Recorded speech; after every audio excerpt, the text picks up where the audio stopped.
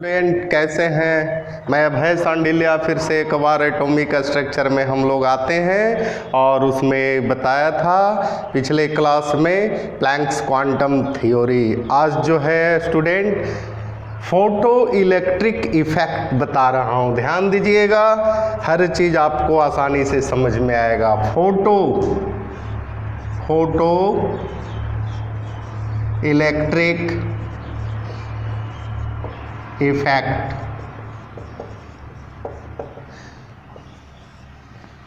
बच्चों ध्यान दो, फोटो मीन्स क्या होता है? फोटो मीन्स होता है लाइट। इलेक्ट्रिक मीन्स क्या होता है? Electric means current. और इफेक्ट मीन्स क्या होता है? प्रभाव। अब हम लोग देखते हैं कि फोटो इलेक्ट्रिक इफेक्ट है क्या। इसको ध्यान दीजिएगा, बहुत ही आसान है। जैसे मान लिया किसी मेटल का हम लोग सरफेस लेते हैं, मेटल सरफेस, ये जो है मेटल का सरफेस है, मेटल का सरफेस है। इस पर जो है हम लोग लाइट को प्रवाहित करते हैं, यानी यहां लिख देते हैं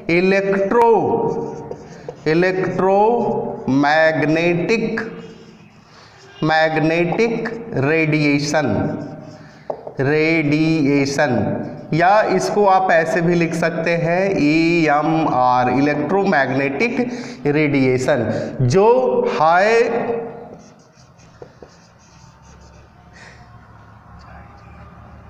सफिशिएंट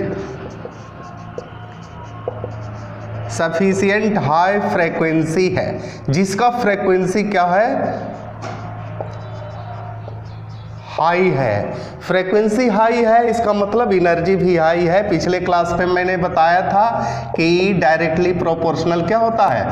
फ्रीक्वेंसी होता है, जिसको म्यू से हटता है तो E बराबर H म्यू। H क्या है? प्लैंक्स कांस्टेंट है। तो बच्चों ध्यान दो कि अगर फ्रीक्वेंसी हाई होगा तो एनर्जी भी आपका क्या होगा? हाई होगा। अब कहते हैं कि इस पर जब जो है प्रकाश प्रवाहित करते हैं, मेटल के सरफेस पर जब प्रकाश पड़ता है तो कहता है मेटल में जो इलेक्ट्रॉन है सरफेस के ऊपर, इलेक्ट्रॉन जो है सरफेस के ऊपर, वो तुरंत उछल करके ये बाहर निकलता है, ये बाहर निकलता है, जिसको कहते हैं फोटो इलेक्ट्रॉन यानी E-। तो ध्यान दीजिए, जब कहता है कि इलेक्ट्रोमैग्नेटिक रेडिएशन किसी मेटल के सरफेस पर पड़ता है तो उचक्का ऐसा तुरंत, जैसे कि कोई सर्प जा रहा है, आप उस पर लात रख दिए, सर्प जो है फन तुरंत फैला देता है। उसी प्रकार से जब उस मेटल के सरफेस पर इलेक्ट्रोमैग्नेटिक रेडिएशन पड़ता है तो उछल के इलेक्ट्रॉन जो है बाहर निकलता है। इलेक्ट्रॉन क्या है? बाहर निकलता है। इस क्रिया को हम लोग क्या कहते हैं? फोटो इलेक्ट्रिक इफेक्ट कहते हैं। तो आपको फोटो इलेक्ट्रिक इफेक्ट समझ में आया? किसी मेटल के सरफेस पर जब इलेक्ट्रोमैग्नेटिक रेडिएशन पड़ता है तो इलेक्ट्रॉन उछल के बाहर निकलता है, इजेक्टेड हो जाता है, इलेक्ट्रॉन इजेक्ट करता है, बाहर निकलता है। यानी यहां लिख देते हैं इजेक्टेड इलेक्ट्रॉन। और ये जो है आपका मेटल सरफेस, क्या है? Metal surface. तो कहता है जब मेटल के सरफेस पर लाइट जो है पड़ता है तो इलेक्ट्रॉन उछल के यानी इजेक्टेड हो जाता है, इलेक्ट्रॉन उछल के बाहर निकल जाता है, और जो इलेक्ट्रॉन बाहर निकलता है उसको फोटो इलेक्ट्रॉन कहते हैं। तो आपको समझ में आया फोटो इलेक्ट्रिक इफेक्ट? फिर से एक बार देखिए, जब किसी मेटल के सरफेस पर लाइट का प्रवाह होता है तो इलेक्ट्रॉन सरफेस के ऊपर जो इलेक्ट्रॉन है वो इजेक्टेड होता है। इस क्रिया क्रिया को हम लोग क्या कहते हैं? फोटो इलेक्ट्रिक इफेक्ट कहते हैं। तो इसको नोट किया जाए स्टूडेंट, फोटो इलेक्ट्रिक इफेक्ट या when light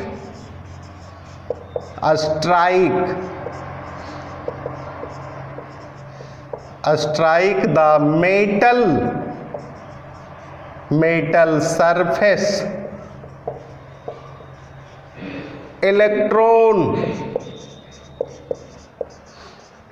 electrons are ejected from the surface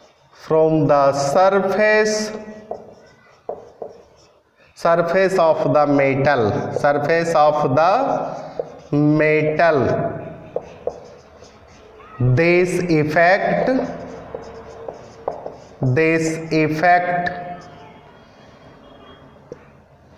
effects are known as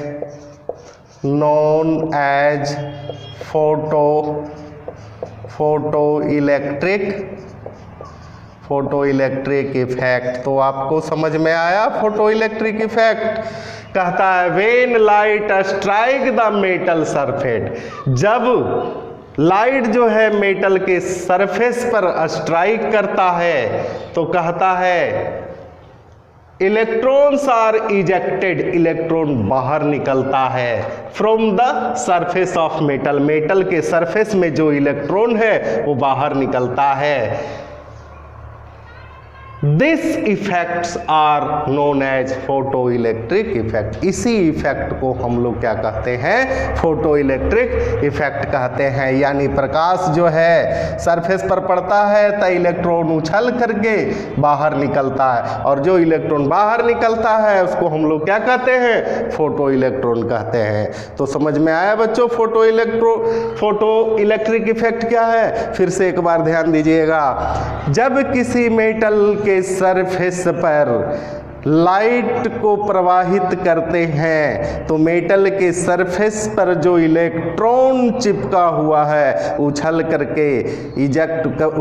करके बाहर निकलता है। इस क्रिया को हम लोग क्या कहते हैं? फोटो इलेक्ट्रिक इफेक्ट कहते हैं। और जो इलेक्ट्रॉन बाहर निकलता है उसको क्या कहते हैं? फोटो इलेक्ट्रॉन कहते हैं। ठीक है, आगे हम लोग देखते हैं।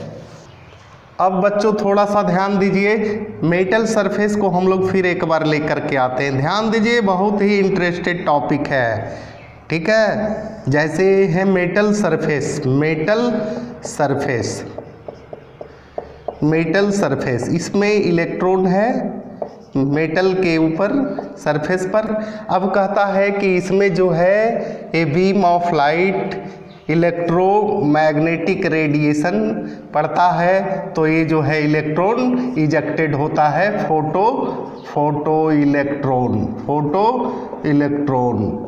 कहता है फोटो इलेक्ट्रॉन इजेक्ट होता है तो इसमें काइनेटिक एनर्जी भी होता है ना। तो यहाँ लिख देते हैं प्रोसेस ऑफ काइनेटिक एनर्जी। अब बच्चों ध्यान दीजिएगा, कहता है कि इसमें जो है ये मेटल है और मेटल से इलेक्ट्रॉन निकल रहा है। तो कहता है मेटल से इलेक्ट्रॉन इतना आसानी से तो नहीं निकलेगा, क्योंकि मेटल के न्यूक्लियस में प्रोटॉन है और प्रोटॉन पर पॉजिटिव चार्ज है, और पॉजिटिव चार्ज जो है इलेक्ट्रॉन के नेगेटिव चार्ज को आकर्षित किए हुए रहता है, यानी स्ट्रांगली बॉन्डेड रहता है। तो कहता है इस रिलेशन को तोड़ने के लिए मिनिमम कितना फ्रीक्वेंसी दिया जाए, है ना। तो इसका जो है दोनों के बीच का रिलेशन टूटेगा और इलेक्ट्रॉन उछल करके बाहर निकलेगा, जिसको फोटो इलेक्ट्रॉन कहते हैं। तो थोड़ा सा ध्यान दीजिएगा, आपको आसानी से समझ में आएगा। पहले इसको नोट कर लीजिए। when the electron of a metal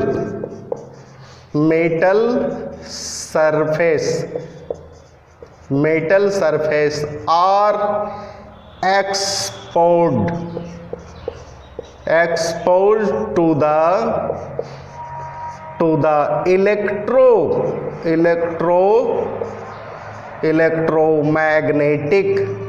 electromagnetic radiation, radiat, radiation of a certain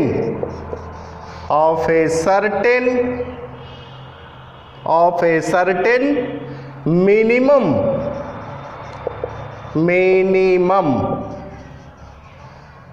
frequency,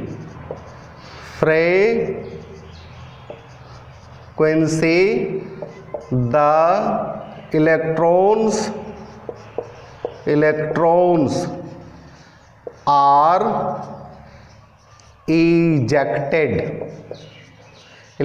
are ejected।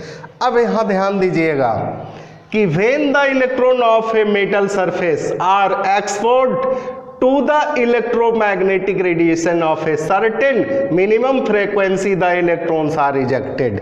कहता है इसमें कितना मिनिमम फ्रीक्वेंसी पड़ेगा। मिनिमम फ्रीक्वेंसी का मतलब मिनिमम एनर्जी कितना पड़ेगा कि इससे इलेक्ट्रॉन निकल करके बाहर चला जाए, है ना, इसी को कहते हैं मिनिमम। और जब मिनिमम फ्रीक्वेंसी होता है, मिनिमम फ्रीक्वेंसी, तो इसको हम लोग कहते हैं, क्या कहते हैं, थ्रेशोल्ड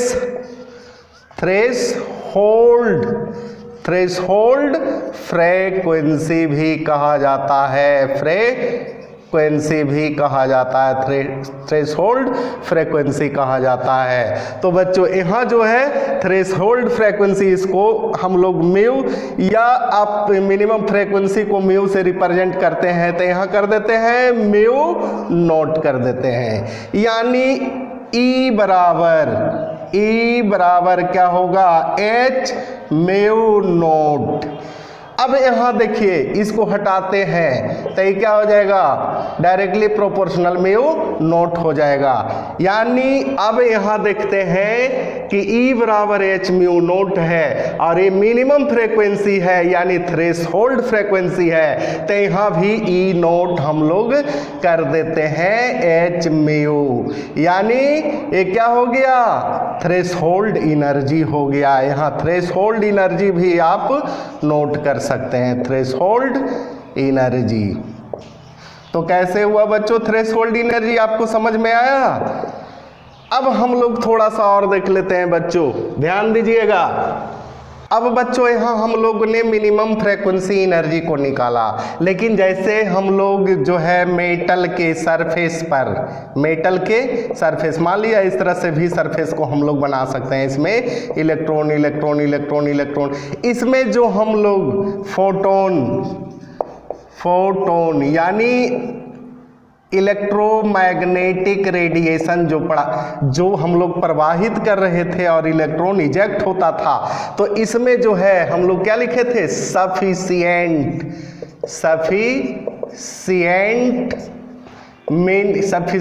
हाई फ्रीक्वेंसी, तो इसका क्या हो जाएगा, E equal to H mu, यानी E equal to H mu. तो हम लोग इसको ऐसे लिख सकते हैं, E बराबर minimum frequency energy H mu naught और प्लस इलेक्ट्रॉन के साथ जो काइनेटिक एनर्जी यानी के ई काइनेटिक एनर्जी। अब थोड़ा सा ध्यान दिया जाए स्टूडेंट, ये जो है इससे आपको बहुत सारा फार्मूला, इस फार्मूला से बहुत सारा क्वेश्चन राइज होगा।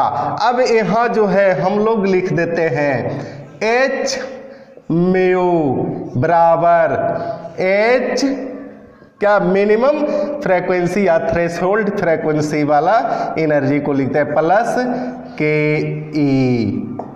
अब यहाँ देखिए इसको हम लोग ऐसे भी कर सकते हैं, के ई बराबर अगर निकालना हो, के ई बराबर क्या होगा, ये इधर जाएगा तो क्या होगा, H mu minus H mu naught.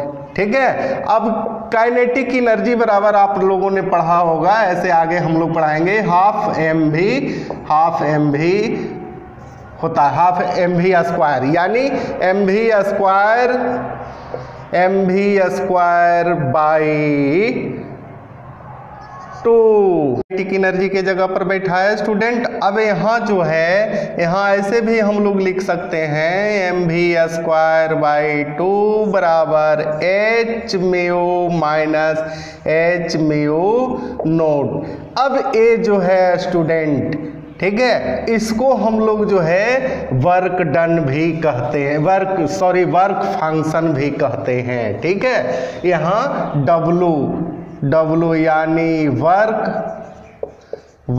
Function, या इसी को हम लोग ऐसे भी लिख सकते हैं फाई, इस तरह से।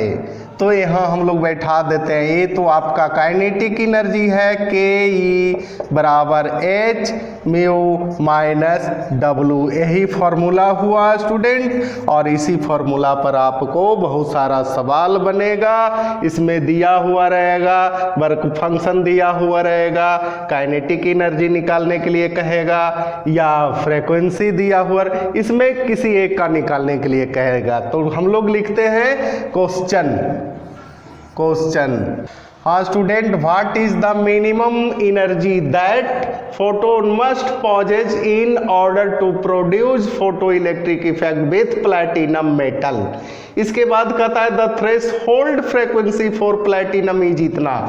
कहता है कि ये जो दिया हुआ है थ्रेशोल्ड फ्रीक्वेंसी यानी म्यू नॉट दिया हुआ है 1.3 इंटू 10⁻15 पर सेकेंड, यानी आपका फ्रीक्वेंसी दिया हुआ है। उसके बाद कह रहा है मिनिमम एनर्जी यानी E naught equal to H frequency mu naught, इसमें जो है आपका ए निकालना है ई नोट। एच का वैल्यू मैंने पिछले क्लास बताया था 6.625 इंटू 10⁻27 अर्ग सेकेंड। इसको इंटू कीजिए 1.3 इंटू 10⁻15 सेकेंड पर।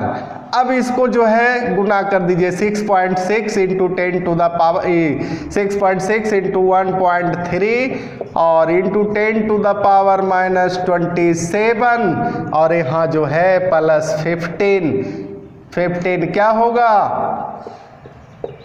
यानी 6.6, इसको इंटू कर दीजिएगा 6.6 इंटू 1.3 इंटू 10⁻7 में 5 घटा तो कितना आया 2, 2 में 1 गया 1, यानी -12 ही आपका आंसर आया स्टूडेंट। तो आप देखिए कितना आसान है, सिर्फ फार्मूला में वैल्यू को बैठाना है। ठीक है, इसी तरह से फिर एक क्वेश्चन लिखा जाए स्टूडेंट। क्वेश्चन ध्यान दीजिए, कैलकुलेट द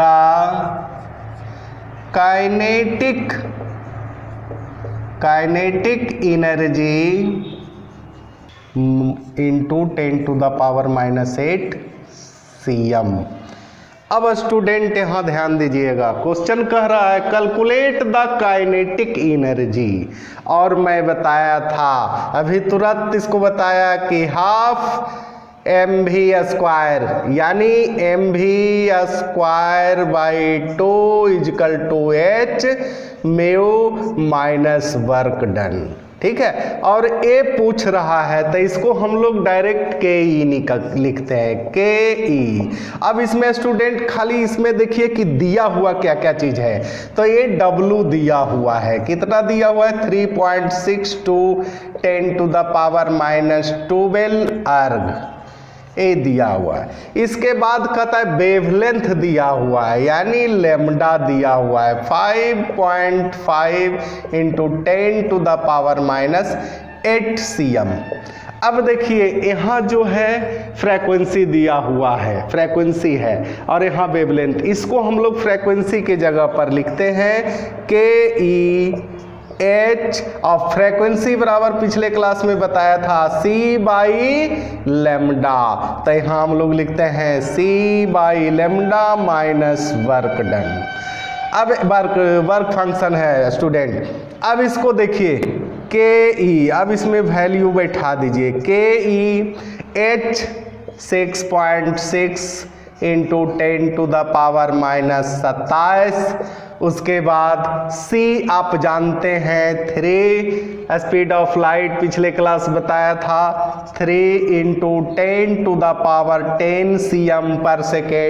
इसके बाद वेव लेंथ है कितना 5.5 इंटू 10⁻⁻8 cm। इसके बाद माइनस कहता है, यानी माइनस वेवलेंथ कितना दिया, वर्क फंक्शन कितना दिया हुआ है 3.62 इंटू 10⁻⁻12 अर्ग। अब इसका स्टूडेंट आप कैलकुलेशन कर लीजिए, ठीक है, कैलकुलेशन कीजिए। के ई बराबर 6.6 इंटू 3, इसके बाद करते हैं इंटू 10⁻⁻27 में प्लस 10 जाएगा, यानी -17, और ए जो है आपका ऊपर चला जाएगा, तो ऊपर चला माइनस ऊपर चला जाएगा तो प्लस होगा, यानी 10⁻18 -27 में 18 को घटाइए, यानी क्या होगा 10⁻⁻9 होगा कि नहीं।